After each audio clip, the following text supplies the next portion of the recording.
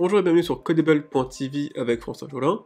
Aujourd'hui, on va encore s'intéresser aux datas présentes pour le Covid, les datas gouvernementales, et on va cette fois-ci s'intéresser aux vaccins. On va calculer ensemble l'efficacité du vaccin à travers les données que nous avons sur Internet. C'est parti!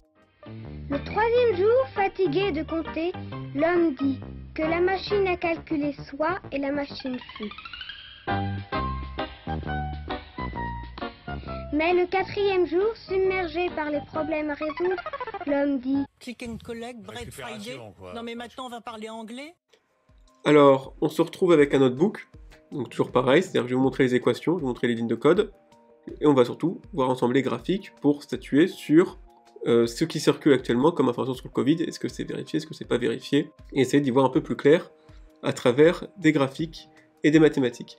Alors là, dans cette vidéo, il y a pas mal de mathématiques, donc ce que je vous propose, c'est de parler de ces mathématiques à la fin, pour ne pas dégoûter tout le monde. Donc ceux qui souhaitent avoir plus d'explications sur les calculs que j'ai fait, rendez-vous à la fin de la vidéo. Pour tout le monde, à la fin de toutes ces formules, il y a celle-ci en fait qui est très importante, et c'est un peu la raison de cette vidéo, c'est qu'on peut calculer l'efficacité en prenant le ratio des nombres de personnes vaccinées et malades sur le nombre de personnes malades, et ce que j'ai appelé R, et ce que j'ai appelé CV, c'est-à-dire la couverture vaccinale.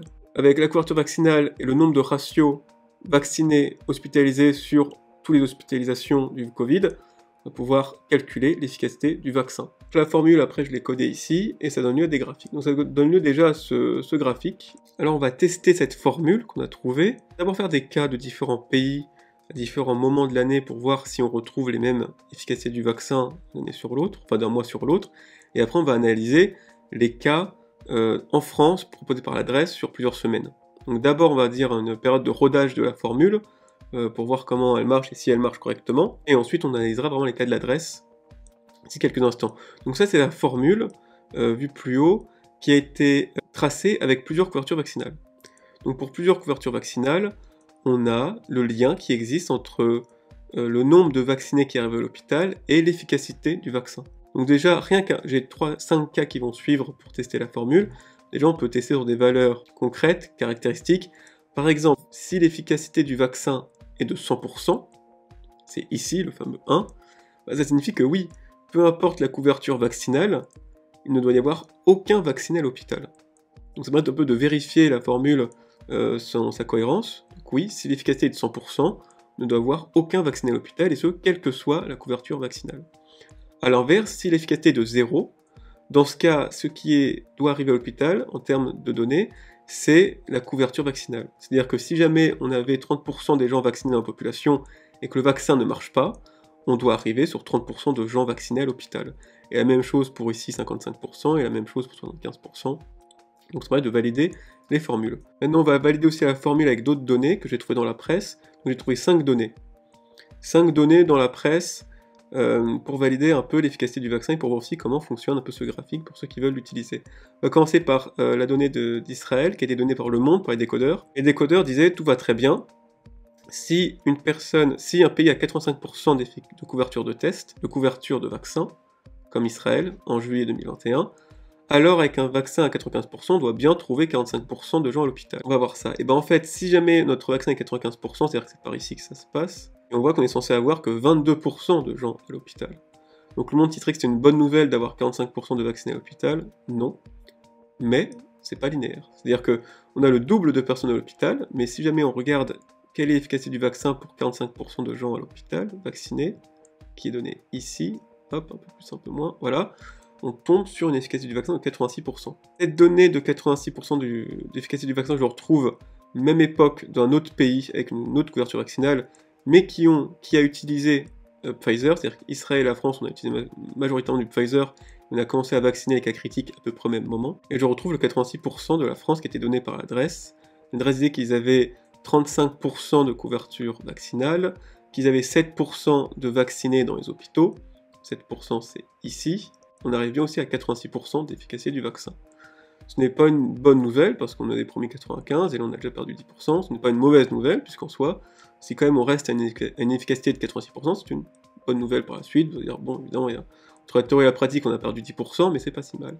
Le problème, c'est quand on fait avec d'autres données en décembre, novembre, octobre. Par exemple, en France, Libération nous disait qu'en décembre, on était à 57% de personnes vaccinées hospitalisées, sachant qu'on a une couverture de 70% en décembre, début décembre, ça signifie que le vaccin n'a que 43% d'efficacité.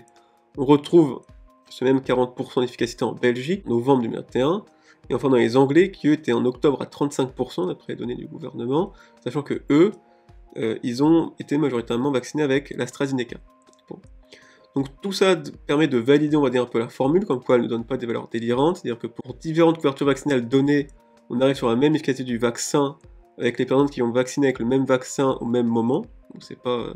moi la formule, on se dit, elle est pas toute pourrie. Maintenant, place aux données de l'adresse, puisque 5 données n'est pas suffisant pour se faire une idée. Maintenant, je vous propose de rentrer vraiment dans le vif du sujet avec les analyses de données de l'adresse. Donc, c'est l'état des lieux des hôpitaux en France en termes de qui est hospitalisé, qui est en réanimation ou décédé, avec à chaque fois est-ce qu'il est vacciné ou non. Et on va pouvoir analyser très finement leurs données. Donc, les données sont disponibles ici. Alors, on a énormément de données, on va se concentrer sur l'hospitalisation complète avec un PCR positif. Sachant qu'on a aussi les tests qui sont positifs ou négatifs, on a aussi la réanimation, on a aussi les décès. Dans cette vidéo, on va faire simple, on va juste se concentrer sur l'hospitalisation des gens certifiés PCR positifs à avoir eu le Covid. Ça nous donne ce tableau.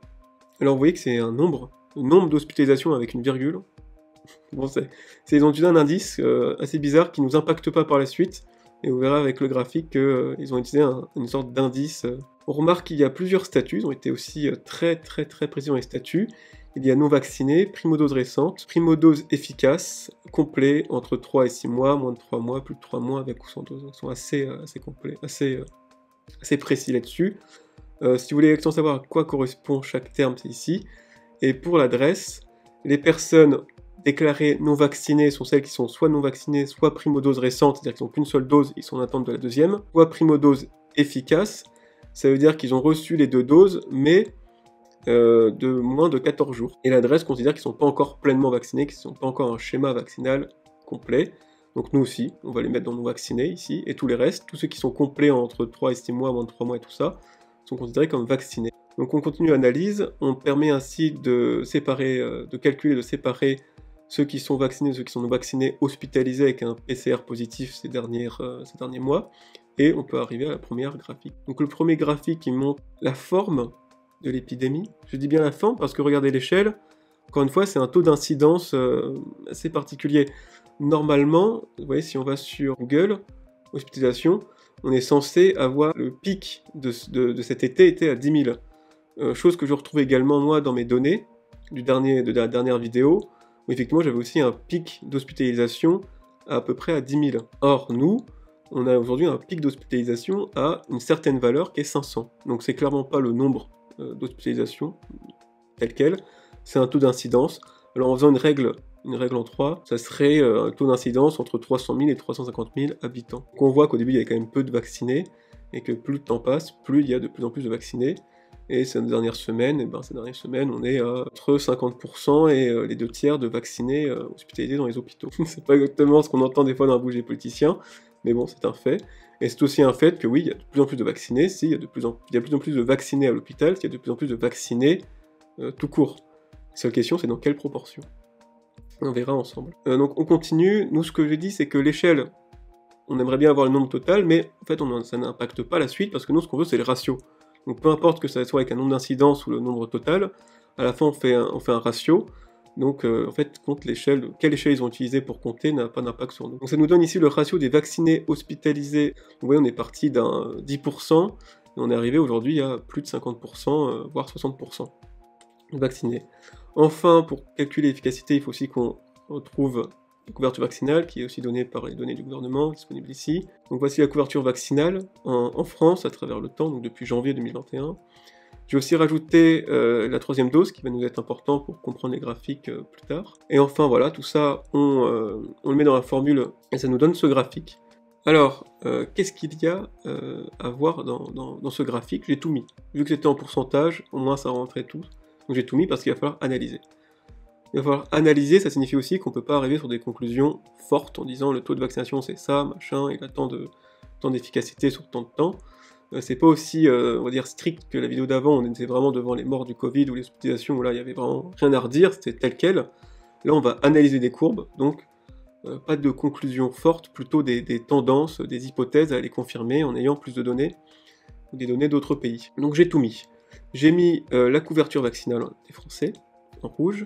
J'ai mis la dose de rappel en bleu. J'ai mis le pourcentage de Français hospitalisés vaccinés parmi les pourcentages de Français vaccinés, en violet. Et j'ai mis le calcul de l'efficacité du vaccin à travers la formule que je détaillerai plus tard, qu'on a vu au début et que je détaillerai à fond plus tard. On voit que l'efficacité du vaccin, elle n'est pas de 95%, ça c'est sûr, et elle a tendance à vite s'essouffler.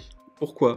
Parce que là, on a démarré, alors ça c'est les données qui ont démarré, c'est-à-dire j'ai deux jeux de données différents, un qui ont démarré en janvier, un qui ont démarré en juin, comme ça.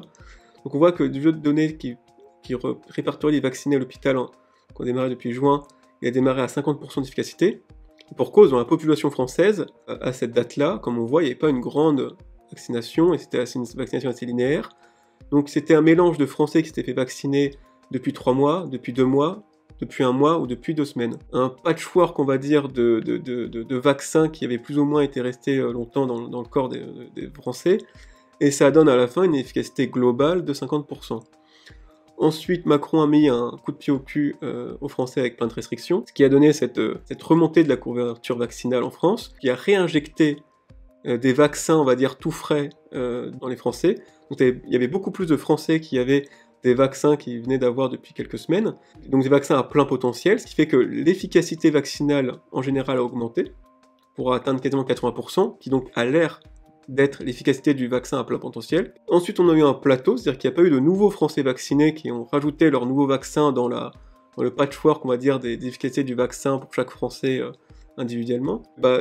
Oui, les vaccins des Français qui s'étaient fait vacciner cet été ont fini par diminuer en termes d'efficacité, et là on le voit très clairement. Si les Français ne se font pas revacciner fréquemment, et hop, ça descend, et on arrive très vite à 50%. Et on voit de nouveau l'efficacité du vaccin quand même, puisque on a remis une 3e dose et ça a permis de casser les tendances. Et on avait une tendance ici d'une vaccination à l'hôpital qui faisait qu'accélérer, et elle a été cassée grâce à la 3e dose, on voit très bien la cassure.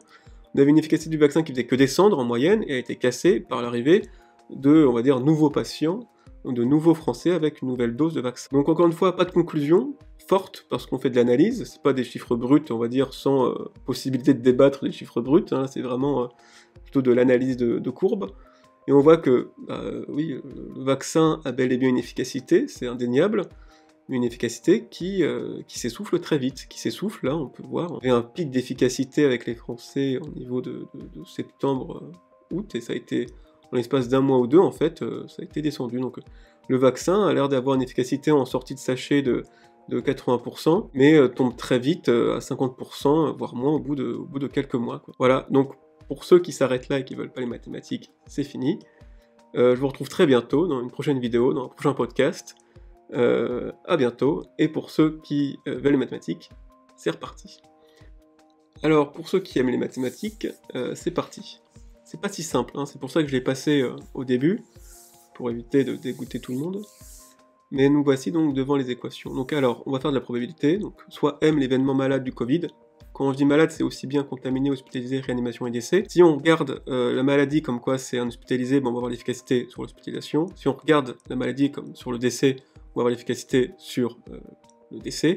Nous, dans la suite de la vidéo, comme vous avez pu constater, on a fait que l'hospitalisation, mais ça marche avec les autres. Et soit V l'événement vacciné contre le Covid. Dans ce cas, on note PV bar de M, la probabilité d'attraper le Covid sans être vacciné, et PV de M, la probabilité d'attraper le Covid en étant vacciné. Quand on dit qu'il y a une efficacité de 95% du vaccin, qu'on note E, ça signifie que la probabilité d'attraper le Covid en étant vacciné est 95% inférieure à la probabilité d'attraper le Covid en étant pas vacciné. C'est expliqué ici dans l'article du Monde, pour ceux qui veulent la source, ça paraît assez évident. Ça se met sous cette forme mathématique, et je le réécris sous cette forme parce qu'on en aura besoin par la suite.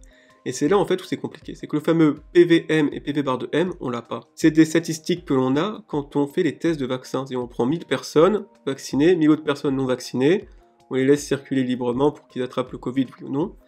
Et à la fin, on regarde, dans ces 1000 personnes vaccinées, 1000 personnes non vaccinées, quels sont ceux qui ont attrapé le Covid, quels sont ceux qui sont en hospitalisation, en réanimation ou décès, et ça permet d'avoir ces fameuses probabilités. Une fois qu'on va dire on a lâché le vaccin dans la nature, c'est compliqué, on ne maîtrise plus en fait les groupes. Donc si on veut retrouver ces probabilités, il faudrait tirer au sort 1000 Français non vaccinés, 1000 Français vaccinés, les appeler un par un et dire alors, avez-vous eu le Covid, avez-vous eu la réanimation et compagnie. Donc c'est des données qu'on n'a pas, qui sont compliquées à aller chercher, mais avec des mathématiques, on va pouvoir s'en sortir. Alors avant d'attaquer l'équation pure, il faut aussi mettre un peu d'autres formules.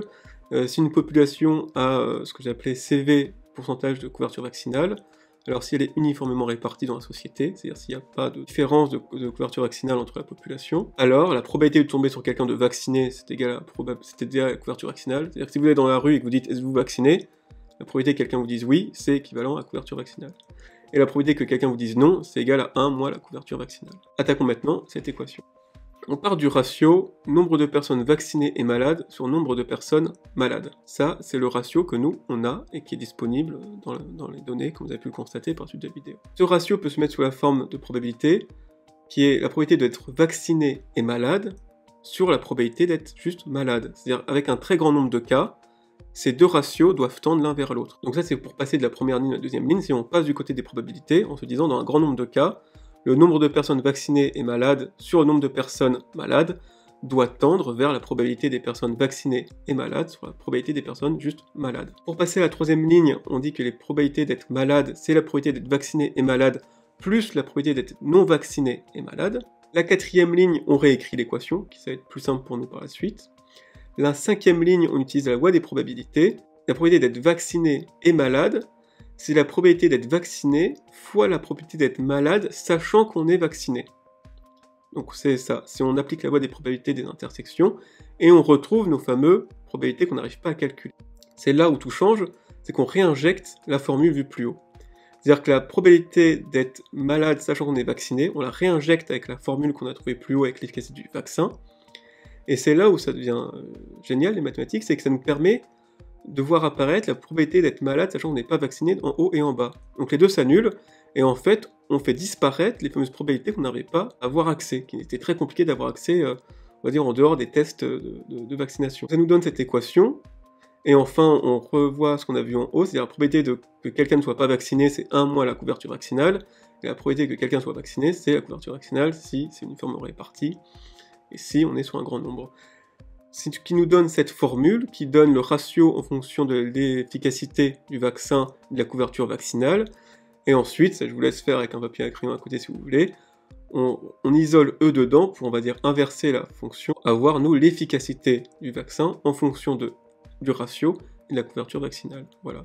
Et après, évidemment, on peut vérifier certaines hypothèses, comme quoi on ne s'est pas trop gouré, avec des cas aux limites caractéristiques. Donc voilà. À bientôt!